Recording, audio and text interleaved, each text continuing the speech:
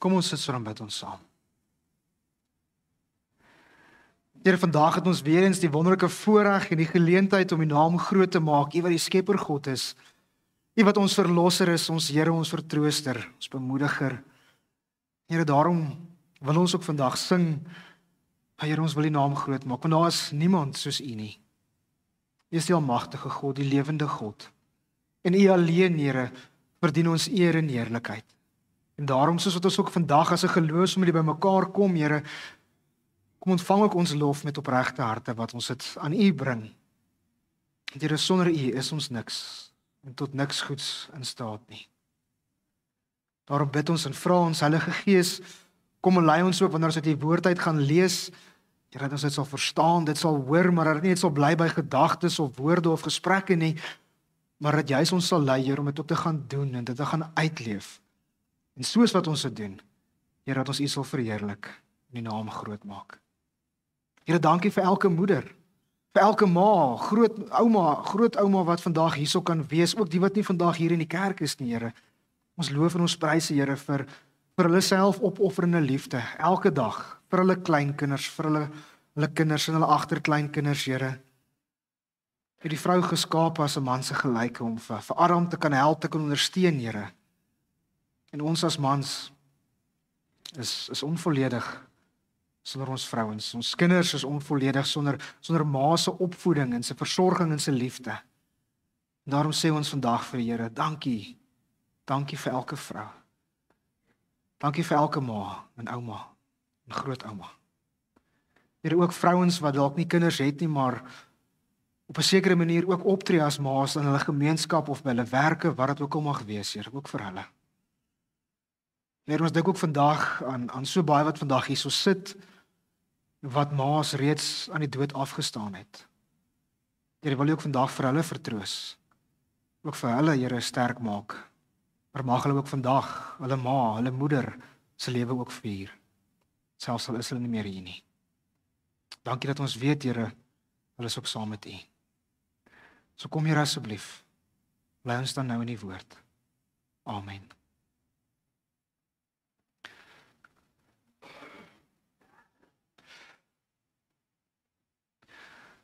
So ons gaan vandag 'n bietjie praat oor Jesus wat die hoof van die tafel is. In die boekie sal julle sien, daar's 'n teksgedeelte gegee vir die Bybelstudie, dis Genesis en dan weer Openbaring. Dit gaan maar oor die eerste bevel wat God aan die mens gegee het, daar toe hy vir Adam geskaap het en gesê het, maar hy kan eet soos wat hy wil. En dan die laaste uitnodiging van God aan die mense in die Bybel is, elkeen wat dors het, moet kom, elkeen wat van die water van die lewe wil hê, moet dit kom kry, hulle moet dit verniet kom kry. En die boekdele tussenin is alles van tussen hierdie twee bevele is eintlik 'n tafel, en op hierdie tafel word gedek lewensgang maaltyd wat ons saam vier met die danksegging oor die brood van die lewe en die beker van verlossing, Jesus Christus, ons Here. So die belangrikste ding wat ons kan doen om ons familie weer te versterk, om ons geloof by ons kinders te reproduseer, is om die tafel weer terug te bring, nee. Die tafel is eintlik maar metafories gesproke, nee. Die belangrikste ding wat ons kan doen om ons wêreld te verander, is om die tafel weer terug te bring, met Jesus wat aan die hoof van die tafel sit. So waar ook al Jesus sit, daar is hy die hoof van die tafel, en waar ook al Jesus sit, daar het hy vir jou en vir my 'n plek oopgelos. So daarom kan ons vandag se teksgedeelte saam lees, en bietjie meer hoor oor Jesus, wat die hoof van die tafel is, en wat hy vir ons leer, dat wanneer ons aan sy tafel sit, hoe ons roeping as gaste ook aan sy tafel moet kom aanvaar. So as jy jou Bybel hierso het, ons gaan saam lees daaruit Lukas 14 vers 1 tot 24. Ek dink is 'n redelike bekende teksgedeelte, veral die tweede deel wat ons gaan lees. Ek bespiegel nog of ek hom oor 2 Sondae weer gaan lees, of ek dalk Matteus of Markus se weergawe gaan lees. Maar is 2 tekste wat so omvangryk is. So as jy jou Bybel hierso het, blaai saam Lukas 14. Ons gaan saam lees vanaf vers 1. Jesus genees 'n man wat aan water gelei het. Op 'n Sabbatdag toe Jesus na die huis van 'n voorstaande Fariseer toe gegaan het om daar te eet, het hulle hom fyn dopgehou. Reg voor hom was daar 'n man wat aan water gelei het. Jesus praat met die wetgeleerders en die Fariseërs en vra, mag 'n mens op iemand die Sabbatdag gesond maak of nie? Maar hulle het net stil gebly. Toe trek Jesus die sieke nader, maak hom gesond en laat hom gaan.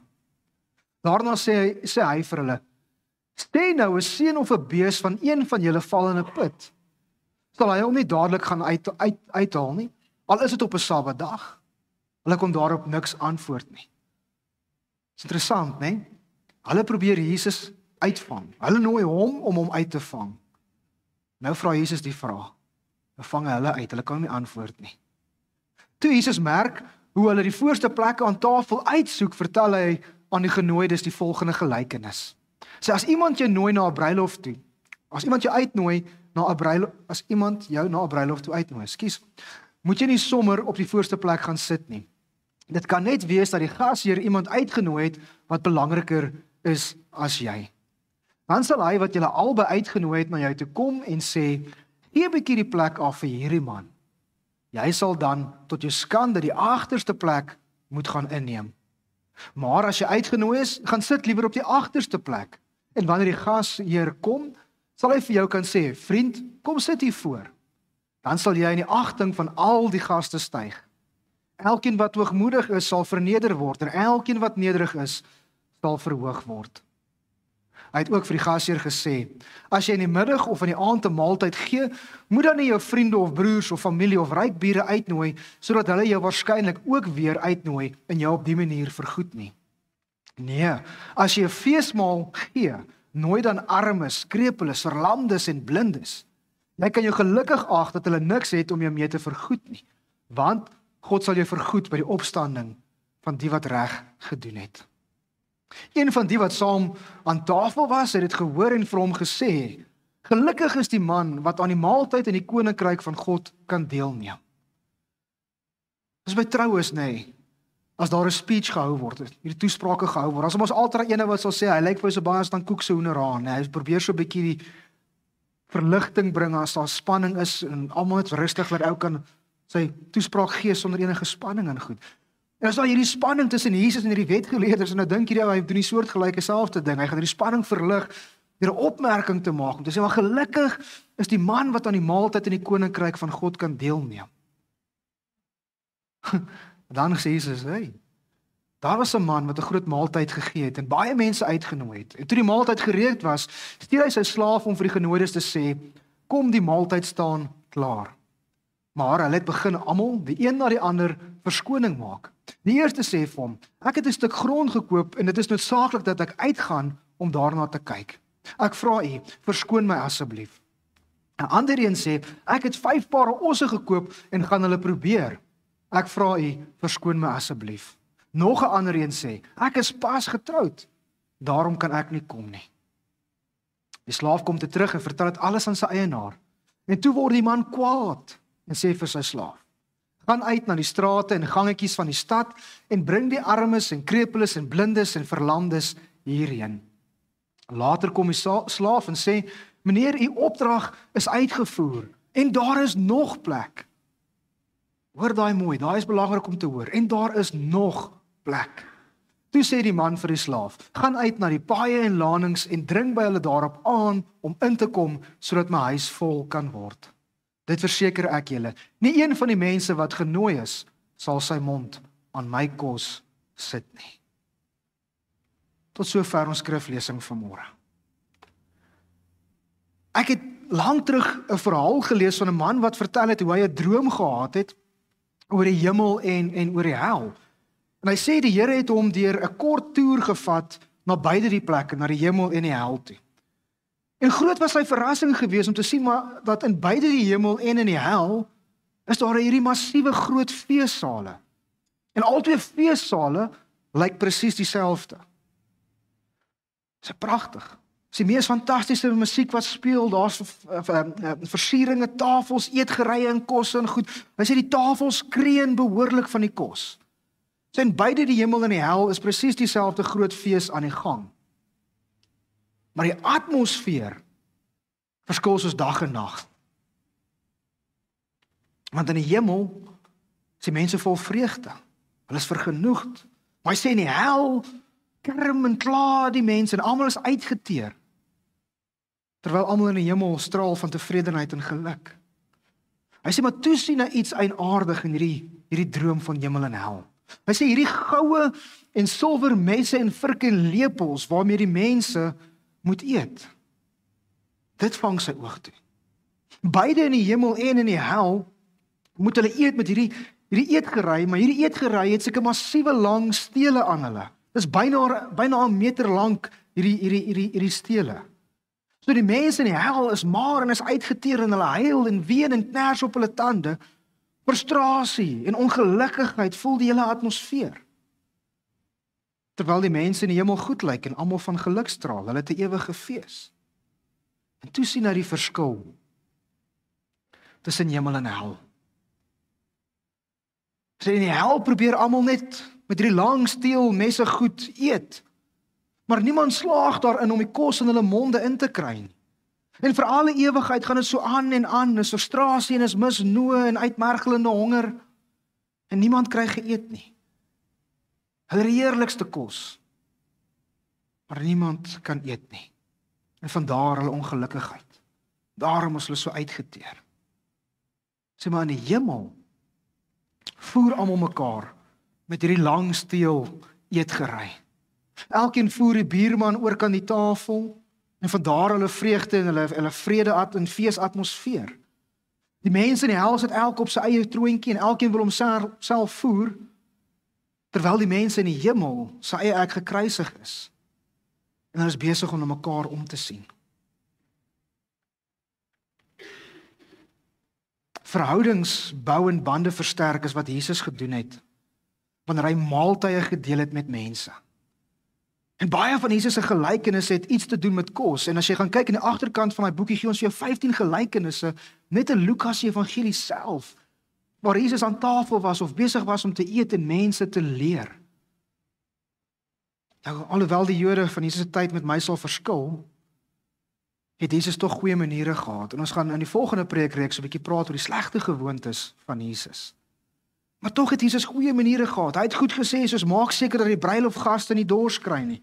Slag die vetgemaakte kalf vir spesiale geleenthede. Moenie die beste plek aan tafel vir jouself kies nie. Moenie al jou vriende of jou familie na die tafel toe nooi nie, maar nooi die armes en die krepeles en die verlamdes en die blindes. Staan op en voer die minder na gas wat by jou deur opdaag.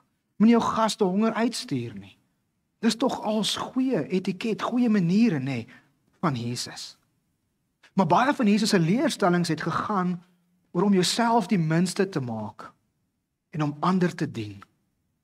Jesus vra dat ons 'n dienaarhouding moet inneem.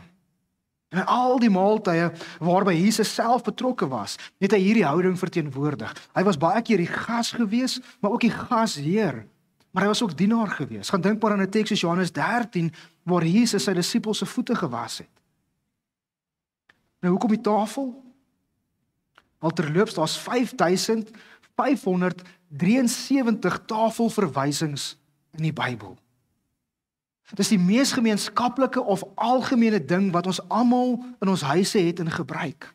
Almal van ons onthou goeie tye van lekker kos eet saam met vriende en saam met familie. Maar terwyl die Fariseërs se wette uitsluiting en apartheid beteken het die tafel in Jesus 'n insluiting en samehorigheid verteenwoordig. Was 'n heilige voorwerp gewees as te ware.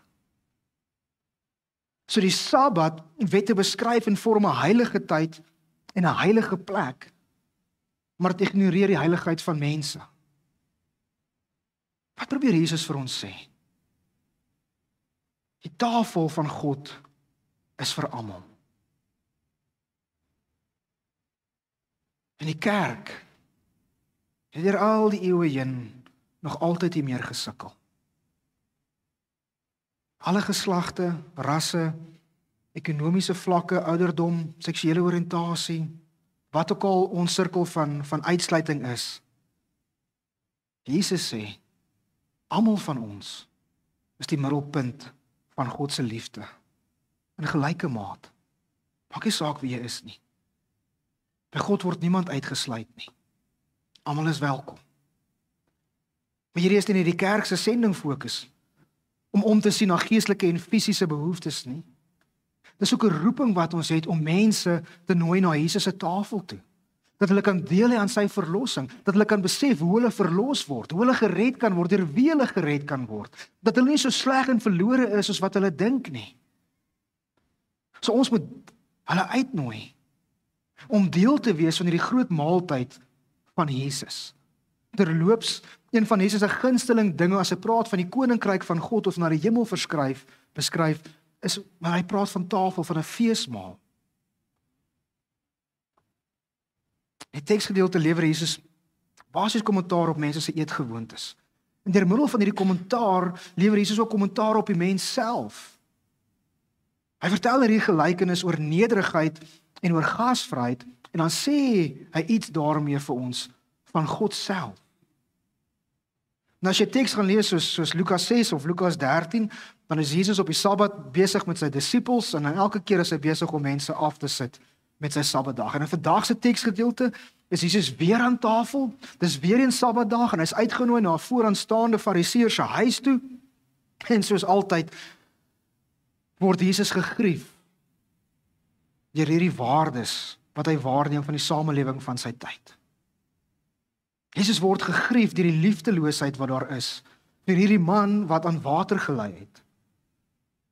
Baie Bybelverklaarders verskil oor die mening oor wat aan water lei moontlik kon wees.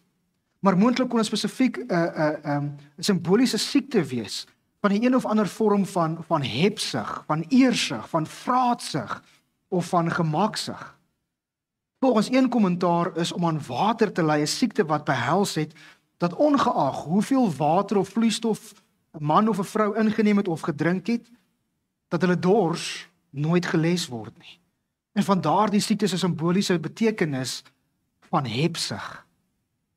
Met ander woorde, jou dors na die een of ander vorm van besit word nooit versadig nie. Jy wil dit nog hê en nog hê en nog hê. So dis is hierdie man se siekte 'n sinspeling op die Fariseërs wat altyd net meer eer en aansien in die wêreld wou hê. Met hierdie spesifieke genesing sê Jesus eintlik vir hulle: Julle spul Fariseërs wat so alles vir julleself wil hê.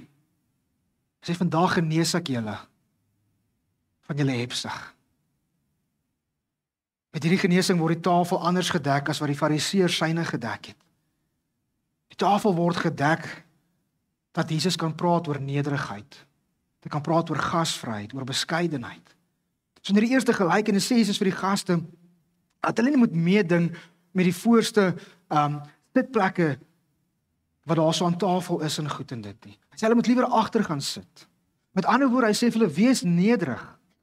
Sodat ander mense sal dit respekteer as jy nederig is. Jy moenie eervrate wees nie. Moenie aan water ly nie. Sodat almal ly aan water. Dit maak nie saak hoeveel keer jy op die voorste plekke gaan sit nie. Jy sal altyd nog meer en meer eer en aansien vir hierdie lewe soek. Want ons is so gepla oor wat mense van ons dink, nê. Jy sal nooit sien dat iemand op sosiale media 'n slegte ding post nie. Ons sien net altyd die goeie goed. Ons wil net hê mense moet die goeie van ons raak sien. Maar eintlik is ons stikkend. Ons is gebroke mense. Ons wil dit nie vir die wêreld wys nie. Jesus sê dan verder vir hierdie gasheer Fariseër. Hy sê jy moenie die uitgeleese en vermoënde mense uitnooi, omdat hulle jou weer eendag sal uitnooi nie. Sy nooi eerder die mense wat nie kan nie. Die armes en die krippeles en die blindes, krepeles. So Jesus se kommentaar is doelbewus ingestel op die samelewing waarin hy beweeg het en ingestel op die mense se eer van daardie tyd. So Jesus leer ons dat ons onsself gelukkig kan ag as ons op ons beurt nie weer teruggenooi word deur die armes en deur die blindes en die krepeles en die randfigure van die samelewing nie. Want hy sê want jy kan eintlik nooit vir God jy nooi eintlik vir God as jou gas en God nooi immers mense na sy tafel en wie kan vir God weer terugnooi, nê? Hy sê daar's plek vir almal. En dis die Nuwe Testamentiese verstaan van gasvryheid. Die Griekse woord vir gasvryheid beteken letterlik liefde vir 'n vreemdeling. Om ander lief te hê soos God hulle liefhet. En dit vereis uiterste nederigheid van ons. Maar dit is nie maklik nie. As ons nog 'n bietjie dieper delf in hierdie teks, dan sien ons dat Jesus word uitgenooi na hierdie Fariseërs se feesmaal toe. Dit wil altyd voorkom asof Jesus nooit ver weg is van 'n feesmaal nie. Maar hierdie godsdienstige leiers het hom uitgenooi omdat hulle 'n verskuilde agenda gehad het. Maar Jesus is nie bekommerd oor wat mense van hom dink en sê en aan hom doen nie. Hy sien hierdie geleentheid waar hy uitgenooi word om as 'n geleentheid om die evangelie aan hulle te verkondig by hierdie feesmaal waar hy sit.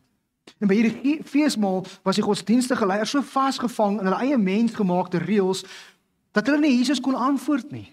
Asof hulle hierdie vrae vra, hulle het maar net stil gebly, hulle het nie 'n antwoord gehad, hulle kon nie eers nee of ja sê nie. Hulle harte was as te ware dood vir God gewees.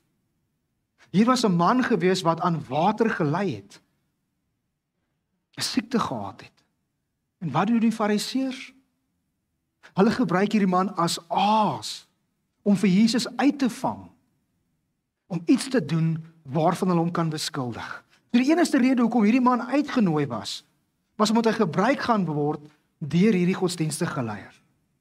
Hulle het nie omgegee vir hierdie man nie, en wat sy siekte was en wat met hom aangaan nie. So die prentjie lyk so, die gasheer is hoog op die sosiale status leer, en wanneer hy hierdie feesmaal hou, dan storm die mense in al die voorste sitplekke daarso. Party praat van stoele en goed, maar ons weet hulle daai tyd hulle het maar net so gesit op die grond, net by tafels en goed en dit. Hulle veg vir die voorste stoel of sitplek of die naaste sitplek aan die gasheer waar hulle raak gesien kan word. En hierdie arme man, hierdie siek man wat aan water ly, hy was nie eers 'n blip op die radar nie, as ons dit so kan stel. Tot en met hulle hom nodig gehad het nie. En Jesus se woorde is 'n diepgaande waarheid. Sê hierdie mense wat eer en aansien soek, sê hulle sal weerhou word van die regte feesmaal, die bruilofsmaal van Jesus. So hierdie gelykenis van beskeidenheid en gasvryheid sien ons dat ware nederigheid of beskeidenheid gebeur vanaf 'n veranderde hart. Mense wat verander, hulle is tevrede met die sosiale status wat hulle ontvang het vanaf die Here.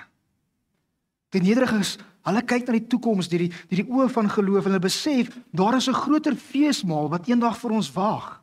En dis eintlik ons punt as gelowiges. Ons is so vasgevang in die hier en die nou, ons mis die groter prentjie van God se koninkryk. Ons is altyd vasgevang in die hier en die nou. Ons sien nie raak wat eintlik vir ons wag nie. Die feesmaal wat vir ons gehou gaan word nie. So ons belange is nie om nou die beste sitplekke te kry nie, maar eerder om ander te dien. Hoogmoedigheid, skynheiligheid, hygelaarry, noem dit maar op. Jy moet dit maar geniet terwyl jy kan. Maar dit hou net vir 'n oomblik. As jy vir hierdie wêreld wil leef, leef dit nou en leef dit op. Geniet jou ongodsdienstige lewe, want wanneer dit verby is, so ook is jou beloning. So ook is jou uitnodiging na Jesus se feesmaal. So die spanning moes baie gewees het en die gemoedere moes hoog geraak het by hierdie maaltyd. Dis juist toe iemand toe nou gesê het, maar gelukkig is 'n man wat aan die maaltyd van die koninkryk van God kan deelneem. En dit bring ons aan by die tweede kern van hierdie tweede teksgedeelte. En dit is maklik genoeg om te verstaan. Daar was 'n man wat 'n feesmaal gehou het en hy het mense uitgenooi en die gaste maak allerlei verskonings waarom hulle nie hierdie feesmaal kan bywoon nie. Maar die gasheer sal nie laat sy huis leeg staan nie. So hy sal sy diensknegte beveel om uit te gaan, om allerlei mense uit te nooi na sy feesmaal toe. Mense wat hy nie gewoonlik sal uitnooi nie, die armes en die krepeles en die blindes en die verlamdes, vir hulle almal sê hy is daar nou 'n plek gereserveer. En dan lees ons, maar wag, daar is nog plek. Daar is nog plek. En so word mense van allerlei swak reputasies van heinde en verre ook genooi, want God se huis moet volgemaak word. Daar's altyd nog plek. En die uitnodiging van Jesus was aanvanklik vir al sy mense, vir Israel gewees, vir die Joodse volk gewees. Maar hulle het keer op keer Jesus se uitnodiging afgekeer. Keer op keer die profete wat die Here gestuur het deur hulle geskiedenis, het hulle afgekeer. En nou nooi Jesus ons uit om sy gaste aan tafel te wees. En in hierdie teksgedeelte leer Jesus ons dat die koninkryk van God is soos 'n groot maaltyd. Koninkryk van God is om een groot fees te hou. Vir Jesus was dit gebruiklik om saam met sondaars en siektes te eet. En dit was 'n praktyk wat erg afgekeur was deur die Fariseërs. En Jesus se dag sou 'n regverdige persoon nie saam met 'n gewone mens of 'n arm mens of 'n siek mens geëet het nie. Maar Jesus het nie gestaan vir die Joodse tradisies en konvensies van sy dag nie. Hy het almal uitgenooi na sy tafel toe. En daar is plek vir almal aan God se tafel. En dit was 'n kontras gewees met die Fariseërs wat geglo het dat net sekere mense welkom was aan God se tafel. Jesus sê vir ons stikkende en gebrokene mense, ons is die armes, die krepeles, die lammes, die blindes, die siekes, wat God uitnooi na sy feesmaal. So elkeen van ons het ons eie agenda. Ons hou nie daarvan dat ander mense se wil op ons afforceer word nie, of ander mense se standaarde of idees op ons afforceer word nie. Jy sal opmerk dat die tema van hierdie feesmaal is, kom nes jy is, maar jy bly nie so nie. Jesus word altyd uitgekruid as 'n vraat en 'n wynsuiper en 'n vriend van sondaars. Hy het saam met hierdie mense geëet. Jy word geken saam met die mense saam met wie jy uithang, nee. Maar nooit het Jesus verander in daai mense nie. Daai mense het altyd verander en soos Jesus geword. Here sê kom soos wat jy is. Wanneer jy ontmoeting met my het, sal jy nooit weer dieselfde wees nie. Sal jou verander. En Jesus se feesmaal te gaan is om verander te word. God is een wat ons uitnooi. En reeds in die Ou Testament hoor ons ook van God se uitnodiging. In 'n teks soos Jesaja 55 vers 1 tot 3 lees ons, kom almal wat dors het, kom na die water toe, selfs ook die wat nie geld het nie. Kom, koop, eet, koop en eet. Ja, kom koop sonder geld en sonder om te betaal, wyn en melk. Waarom betaal julle vir iets wat nie brood is nie? Waarom werk julle vir iets wat nie kan versadig nie? Luister aandagtig na my, sodat julle kan eet wat goed is en versadig kan word met die beste wat daar is. Sien, God nooi ons uit. Elke dag, maar ons kan weier om te gaan. En aangesien die uitnodiging kom is dit 'n gestief op die verantwoordelikheid van die persoon wat uitgenooi is om die uitnodiging te aanvaar of nie, om te reageer daarop. Maar verskonings. Hoe baie verskonings het ons nie altyd wanneer dit kom by die geestelike bestaan van ons nie. Ons maak tyd om rugby te kyk. Die Springbokke speel as hy kerk leeg daai Sondag in Nelspruit. Almal is daar by die stadion gewees. Ons maak tyd vir so baie dinge, maar vir ons geestelike lewe nie. Natuurlik dink ons altyd is goeie redes. Dis geldige redes wat ons het, dit is tog geldige redes. Here kan ons verstaan, die man is nie getroud. Moet op honeymoon gaan. Hy moet sy osse gaan toets om te kyk of hulle die werk kan doen. Dis geldige redes, nee. Ons sê vir ons, ja, dit is geldige redes. Maar al hierdie voorbeelde sê eintlik maar net ons maak redes wat vir ons belangriker is as God. Of daar's dinge wat ons moet doen wat vir ons belangriker is as God. Die meeste mense wat vandag God se uitnodiging weier, het nie te doen met een of ander obskure moraliteit of 'n slegte ding hoekom hulle nie wil glo of al aanvaar nie. Maar so baie mense aanvaar nie God se uitnodiging nie. En dan daag hulle nie op by die feesmaal nie. Dan is dit al hierdie verskonings. Mense is dood eenvoudig net te besig. Daar's net te veel dinge in ons lewe wat aangaan. Dat ons nie ernstig nadink oor ons verhouding met die Here nie. Oor ons geestelike lewens nie.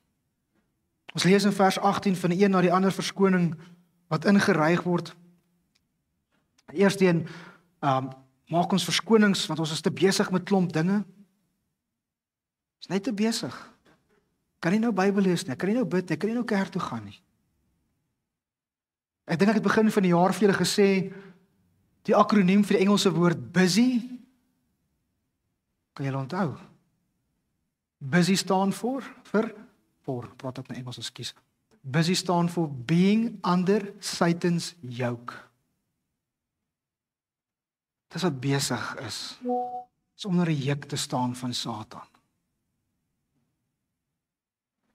Maar die wêreld sê vir ons moet. Ons is besig om dood te gaan van hierdie besigheidssiekte. Tweedens, ons maak verskonings want dit is belangriker vir ons om te bestaan te maak eerder as om op God te fokus. So die eerste twee verskonings wat ons het, dit het te maak met materiële besittings en welstand. Maar die derde verskoning, dit het te doen met ons hartstogte, met ons hartsake, nê. Ons maak verskonings want ons kies om ander, selfs ons eie eggenote, ons kinders, bo God te plaas. Ons ruil Jesus se liefdesgebod om van God eerste te hê en ons naastes is onsself. Ons moet eintlik laaste wees op die ranglys. Maar ons het dit omgeruil. Ons is eerste en ons familie en ons geliefdes en ons naastes is tweede en as daar tyd is dan is dit God. So God is gewoonlik eintlik maar laaste. Hierdie man het getrou, so hy kon nie aandag aan God gee nie. Sy vrou was nou sy prioriteit. Maar hierdie man verteenwoordig meeste van ons vandag hier in die kerk. Hy se houdelike verantwoordelikhede beheer so baie van ons tyd. Maar as gesinsverantwoordelikhede indien reg bestuur word en geestelik gebalanseerd, dan sal ons nooit weggehou word van God af nie. Ons sal nooit weggehou word vanaf die gemeenskap van gelowiges nie. Want ons bestuur dit dan reg. Maar meeste mense reageer nie op Jesus se uitnodiging nie. Want hulle settle vir second best. Die punt wat Jesus probeer maak, is nie dat God nie geldige verskonings wil aanvaar nie. Die punt is, God aanvaar nie verskonings nie. Ons verskonings maak God kwaad. Die eienaar van die huis het kwaad geword. En hierdie gelykenis vertel vir ons eintlik hoe God voel oor ons verskonings. Wanneer ons hierdie wonderlike ewige lewe het wat hy vir ons wil gee, wanneer ons dit verwerp. Hierdie uitgenooide gaste met al hulle verskonings was partypoopers geweest. Ons so het hulle gedink. Maar dan nooi Jesus almal na sy tafel toe. Daarom dat die gasheer allerlei gaste van allerlei omstandighede van all walks of life na sy feesmaal kan nooi.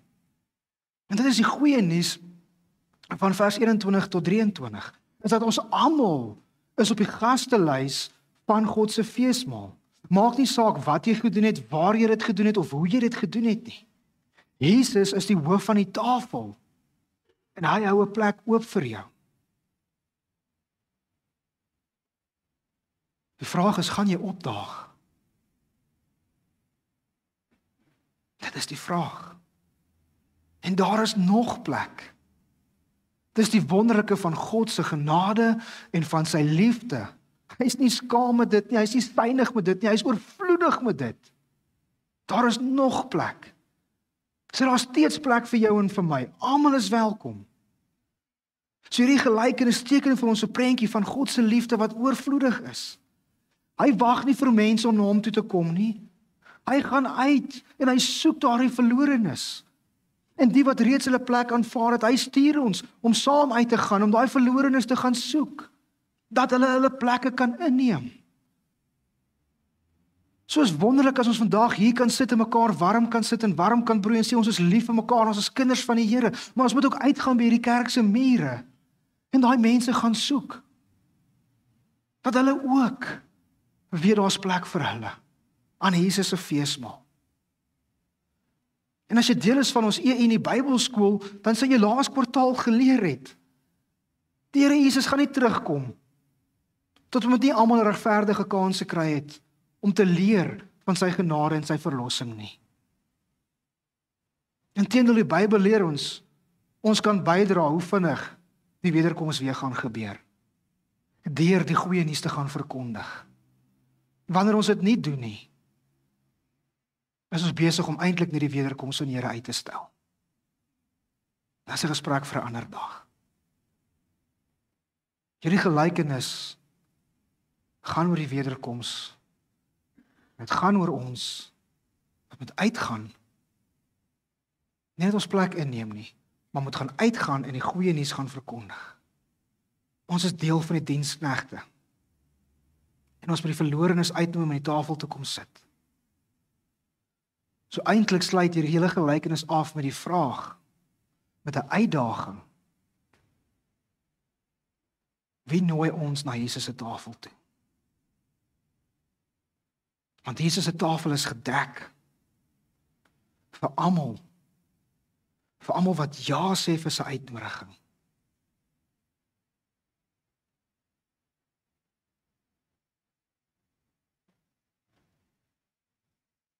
Is jy jou plek gereserveer?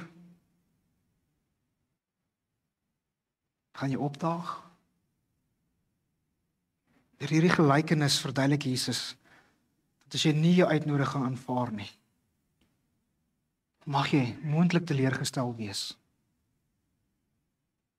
Dat daar nie vir jou plek gaan wees in die hemelse feesmaal nie.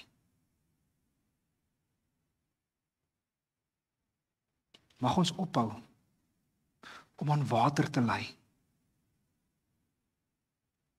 Mag ons die dienaars wees wat nederig is en uitgaan. En daai verlorenes sal bring na die tafel van die Here. Daar waar hy die hoof is. Daar waar hy plek hou vir jou en vir my. En elkeen wat bely dat hy die Here is. Mag ons aan hom gehoorsaam wees. Amen. Here, as ons vandag so na die teks moet luister, ons kan eintlik die teks seker oor 3 Sondae lank preek. Maar dan begin ons om ietsie te snap en ietsie te verstaan, Here, van u hart vir alle mense. Selfs die sondaars, Here. Ons is deel van hulle. Maar ons begin iets te snap van wat u van ons vra en van ons verwag en hoe ons moet optree en hoe ons moet wees. En Here, as ons onsself soveel wil verhoog, dan kan ons u nie dien nie. Dan luister ons na onsself en nie na u Gees nie. Dan is ons besig met ons eie dinge en nie dit wat u wil is en wat u woord van ons vra nie. Terselfde met die kerkraad wat genomineer is en volgende Sondag moet bevestig word, is my gebed dat hulle, Here, ook sal nederig wees en sal besef, Here, hulle is instrumente in u hande en daarom moet hulle, Here, nederig wees om na u te kan luister, sodat u hulle kan gebruik. Nie net vir hierdie kerk, vir hierdie gemeente nie, maar ook vir u koninkryk. En soos dit met elkeen van ons, Here, wat vandag hier sit, help ons om daardie eie ek te kan kruisig, om ontslae te raak, Here, van ons wil, dat ons kan leer wat u wil is. Dat ons die mense wat u oor ons lewenspad stuur, Here, wat dalk anders as ons is, anders as ons lyk of ryk of wat dit ook al mag wees, Here, dat die liefde wat u vir ons het, ook genoeg sal wees vir hulle. En dat ons dit teenoor hulle sal uitleef. Dat ons werklik waar 'n oase van Jesus liefde sal wees, 'n baken van hoop sal wees, Here, vir almal wat oor ons pad kom. So dankie, Here, dat u, maak nie saak waar ons sit, by die huis, by die kerk, in die gemeenskap aan tafel, daar is u altyd teenwoordig en daar is u die hoof. Mag ons u maniere aanleer, mag ons ook luister, Here, wat u met ons praat, ook aan tafel. Dankie vir die woord en dankie vir die Gees. Mag ons ook aan u gehoorsaam wees. Amen.